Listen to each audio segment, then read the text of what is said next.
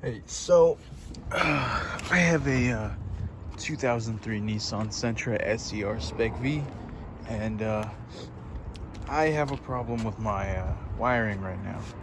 So I haven't got it looked at by a professional mechanic yet, but I have went through some different things to try and fix it. So I was having a problem called limp mode, and that's when your car goes through a severe decrease in power, and you're only limited to like about 2,000 RPMs, and the fastest you can probably go is about, I don't know, probably about 20 miles an hour in this thing. This is a 2.5 liter QR25DE. It's got a 6-speed manual transmission. So for the limp mode, I did do some research, and it is caused by this. This is the thermostat housing right here. Well, one of them. This is one of them. The other one's right here by the exhaust manifold right here. And yeah, this one I have a disconnected wire. I'm not sure if this is a power. I'm pretty well. It does look like a power wire now. So this might be the wire that causes the power, and it is disconnected. And on the inside of it, you can probably see that it's corroded there. But this is the engine coolant temperature sensor. I did order a brand new. I put a new sensor in, but it's the connector that needs to be replaced. So I got to do that. Just one thing I have had an issue is with my ECU. Now, this isn't my major problem because that's going to get fixed soon, but this here is my biggest problem. So if you take off the strut tower right here and the strut brace, get that out of the way, you'll be able to pull out the ECU or ECM. And I pulled this off. This is disconnected. I know what this is. This is the ECM ground. I actually took it apart myself because it did look pretty bad, so I tested it to see if that would work, see if it was a good ground. It was a good ground, so I didn't have to worry about it. But if you were to, I have a diagram which I think I'll post soon. So the way the diagram is set is facing this way. It's going to have the pin layout from here at the top, not these ones over here, these ones over here. So it'll go from one through, I don't know, like 120, I think it is. But I checked my ECM power wires. There's two of them. See, there's a red one, and there's a red wire with a green stripe right there. That one's, I believe, number 111, and the one right below it is number 110. Might be switched, I'm not sure, but there's two of them. They're the exact same wires, and as you can see there, it goes under this red and black one right here, and then turns into this one right here. This one I'm wiggling right here, and that doesn't look good. So I took a multimeter and I tried to test it to see if it was getting voltage. It wasn't. So that's where my major issue is. It's not getting power, which I assume is why my car isn't starting. It hasn't started in about 2 months. And I spent lots of money on this car and everything. I had a misfire, so I put new coils in, new spark plugs, new coils, new coil connectors. I wired that all together. I got a new battery. Let's see what else.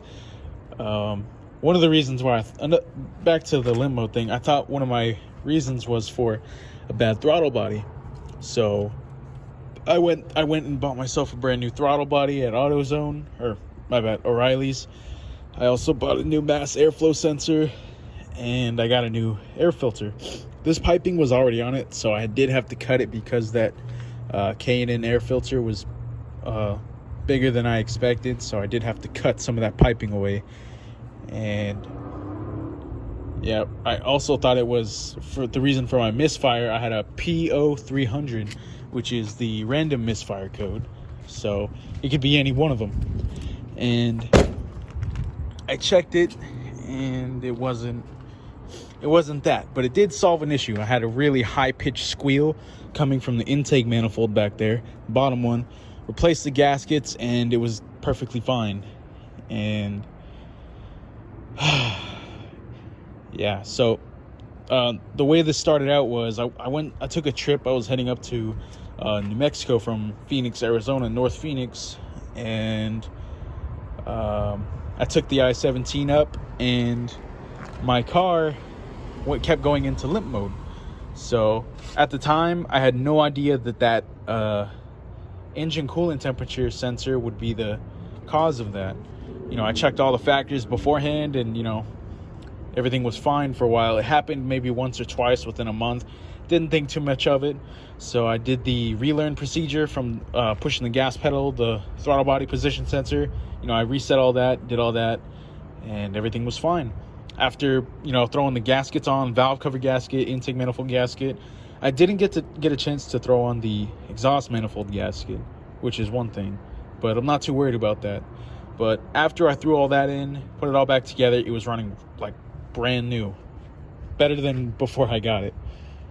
And you know, we start driving, and we get pretty far. Actually, we're not even close to Flagstaff, and then the car gives out on me, and we're stuck in the middle of nowhere at a rest stop.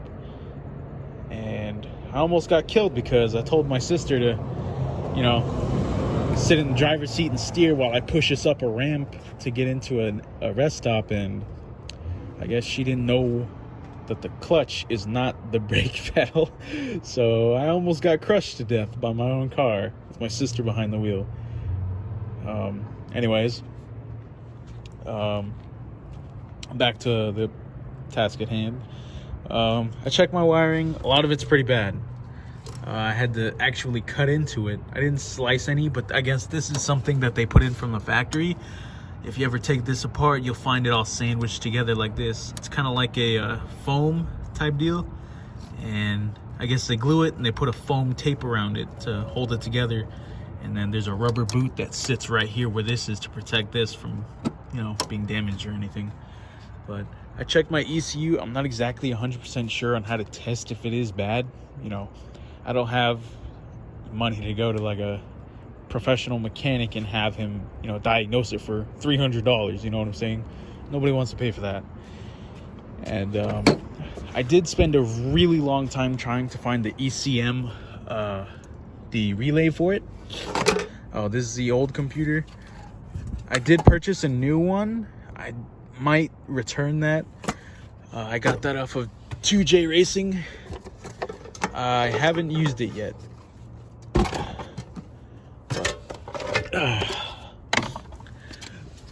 If we go under here, we'll have all of these wires. So this brown one, it's all going to be clipped into this little bracket here. It sits like this. So you pop them off, and then this one is your ECM relay. I did take a test to see if it was still working. This relay is still working. So it's not the relay. I'm not 100% sure on what this one is, but yes, it did take me a while to figure out which one was the ECM relay, but it's this brown one.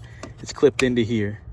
So I followed the wires, and I found this here. So this connector here, it's got the red and green, the red wire with the green stripe on it. That's on here.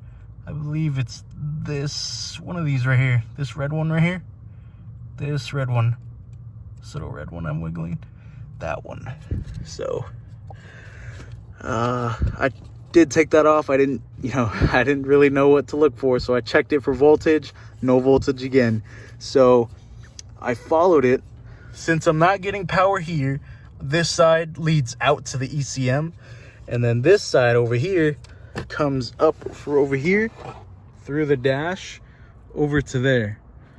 Now I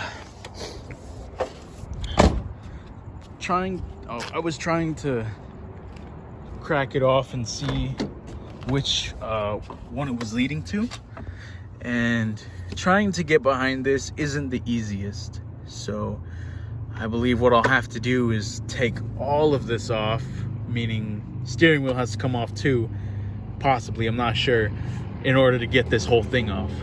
And that is going to be a major pain in the back. So anyways, the first thing that came to mind when my car wasn't starting was we checked the fuel pump. Now, fuel pump sits in the back seat. I'm not gonna dig through that. That's all my interior pieces, but it's going to be this one here. This wire leads to the fuel pump and it connects in. And the power wire, I believe, is going to be this yellow with a, okay, maybe, yeah, it's a black wire with a yellow stripe. And this wire leads all the way through there.